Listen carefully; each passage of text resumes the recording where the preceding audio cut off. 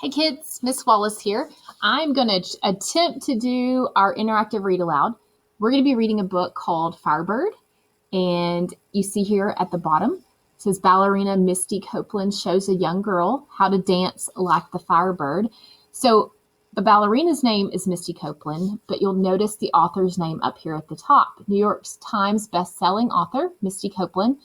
And then the Caldecott honorees, Christopher Myers, that would be your illustrator. And so you're going to see that this book has actually won a couple of awards for the illustrations and the story. So the author of this book is a famous ballerina, and the main character is a young ballerina dancer. So I want you to think about what happens to this character in the book and think about how it relates maybe to your life. Why or why not it relates to you. We can't tell yet if the author wrote this mostly for people who just love ballet or if she really has a bigger message for the audience, because we know that a lot of times authors write books because they're trying to get a personal message across, or maybe they're trying to teach us a lesson. So let's take a look at this book.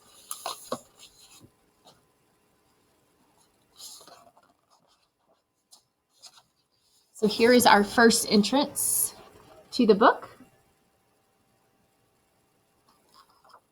The illustrations in this book are very colorful. The space between you and me is longer than forever. And so here we have a picture of what looks like a young ballerina and an older ballerina. And so she says, the space between you and me is longer than forever.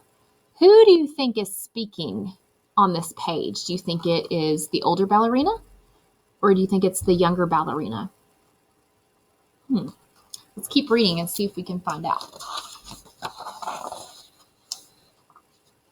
You are the sky and clouds and air.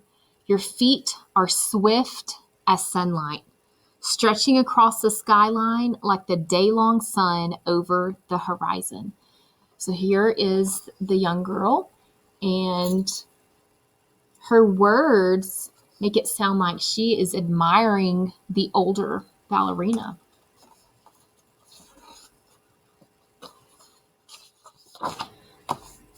Me? I'm gray as rain, heavy as nap time, low as a storm pressing on rooftops. I could never hope to leap the space between.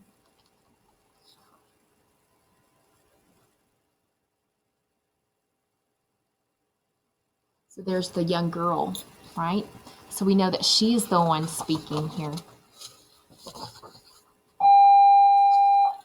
Ladies and gentlemen, students and teachers, the old time teller says there's it Mr. is Vance. 3:22 at the office. It's time to release the bus riders. Students, I hope you have a wonderful afternoon. Be safe.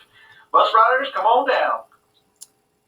Darling child, don't you know you're just where I started? Let the sun shine on your face. Your beginning's just begun. So has the voice changed in our story? Who do you think is doing the talking now? So here we see there's the older ballerina. She looks as though maybe she is speaking to the young girl. Before the curtain rises, before the spotlight falls.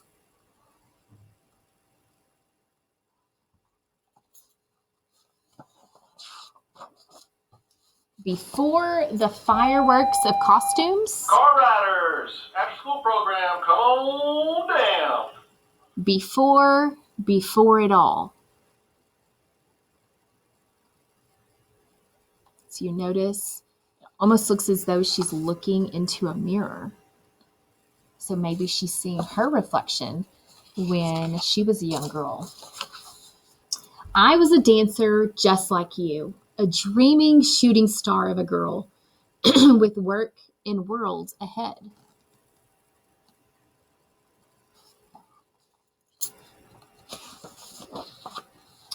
There I am, sweating at the bar, I had 1,000 leaps and falls, switching worn-out slippers, swift as applause. Even birds must learn to fly. Like me, you'll grow steady in grace, spread an arabesque of wings, and climb.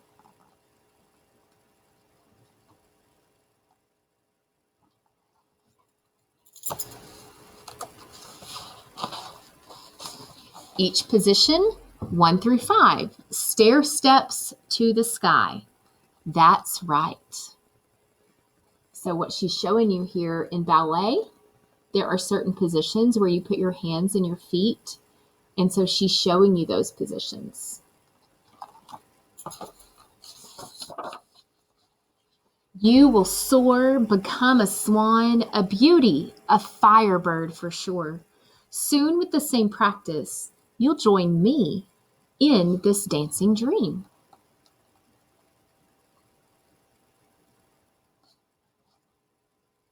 So have you noticed how the artwork with the young girl, she's starting to kind of take on the movements of the older ballerina?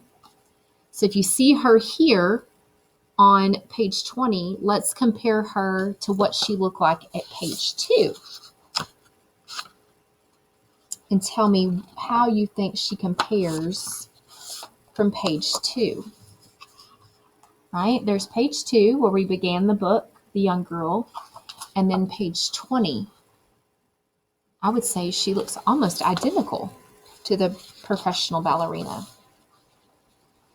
In a pas de deux, a music box for two, we will wrap our hearts, careful as ribbons, on point shoes.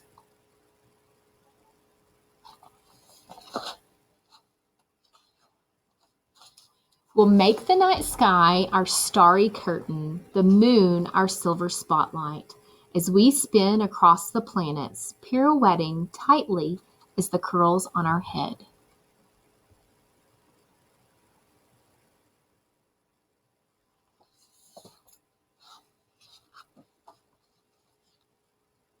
Now, why do you think on this page there are no words? We just simply have an illustration. The dancer on this page is dressed as the Firebird, and this is a very important role in a Russian ballet. And dancing in that role means that you have become an accomplished ballerina. Spinning wishes for new little ones we can't yet imagine. Then they will look to you in wonder, lighter than air and swift as sunlight, turning over the day and say, so you see all these children looking on to the young girl who has grown into the ballerina. The space between you and me is longer than forever, and I will show them that forever is not so far away. Do you like the way that the author ended this story?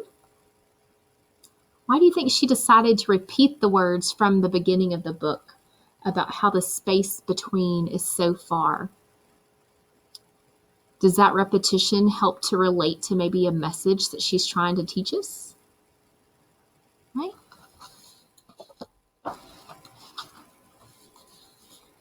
So this is actually from the author. You can actually see her as the Firebird there in the picture. Sorry, flopped open. So I'm going to read you this little letter. It says, "Dear reader, I was once a little girl searching for my voice, quiet, scared, unique, yet alive and vibrant. I struggled, caught among 5 siblings, desperate to be noticed. I never felt that I fit in anywhere, not even at home surrounded by my family. My discovery of movement became my saving grace. When I was introduced to ballet, it was like finding the missing piece to my puzzle. I danced my worries and fears away. The beauty of dance is being a part of something that is all you, from creation to performance. You hold the power of your instrument. That instrument comes in all shapes, sizes, and colors. That instrument is your body, soul, and heart. That instrument is you and me. But when I opened up ballet books, I didn't see myself. I saw an image of what a ballerina should be, and she wasn't me. Brown with tendrils sweeping her face. I needed to find me. This book is you and me. I want to expand the idea of beauty and art. Raven Wilkinson, African-American ballerina with the Ballet Russe de Monte Carlo, and other amazing women took my hand and led me. Now it is my turn to lead others.